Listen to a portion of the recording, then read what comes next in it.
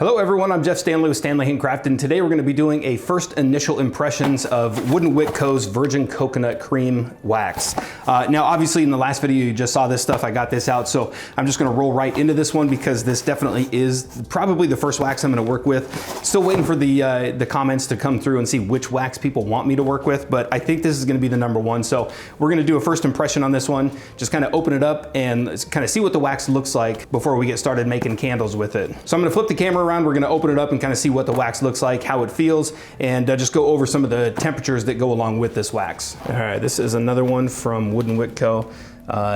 So this one, the Beeswax Cocoa Cream Container Wax has a creamy appearance and golden hue comprised of beeswax, coconut, soy, and palm oils. The wax has exceptional adhesion, excellent fragrance throw, hot and cold, exhibits an evenness of burn and wax consumption. This wax can easily handle 9 to 10% fragrance load.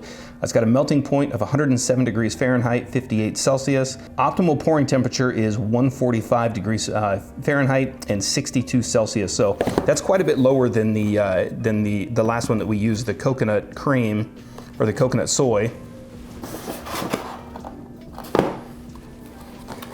So let's just go ahead and open this one up and we'll see what it looks like. So again, with the really nice packaging, it comes in a slab like this, which I like a lot. I can already tell from opening this one, it's a lot harder of a wax than the coconut soy, which I figured it would be because soy is really soft, coconut is always soft, beeswax is definitely a little bit tougher. Yeah, so you can see that one kind of break apart.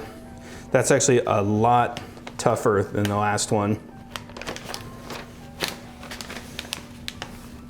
And you can already see in this one that golden hue. So the color on that one is actually really nice. It doesn't look as yellow in person as it does on the camera right now. I think that might be some of the lighting.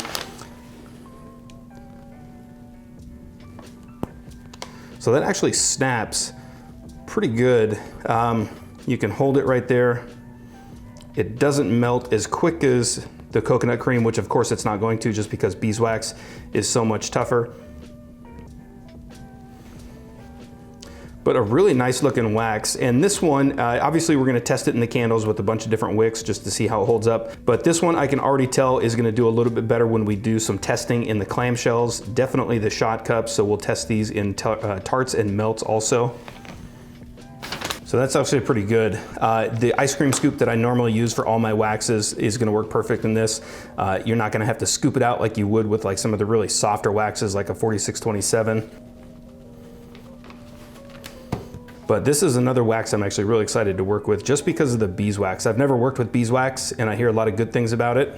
So with this one, I'm gonna have to look on the website to see what it says about heating the wax up. I imagine it's gonna be 180, probably closer to 190 to 200 actually, just because beeswax, typically you heat it a lot hotter. So I don't actually know the temperature for the fragrance add on this one. So I imagine it's gonna be up high, 180-ish, somewhere in there. So we'll look on the website, see what it is. All right, so that's pretty much it with that one too. We're gonna go ahead and dive into that one. We're gonna make some candles, test a bunch of different wicks, put it into clamshells, put it into tarts, the wax shots, just to see how it handles in that.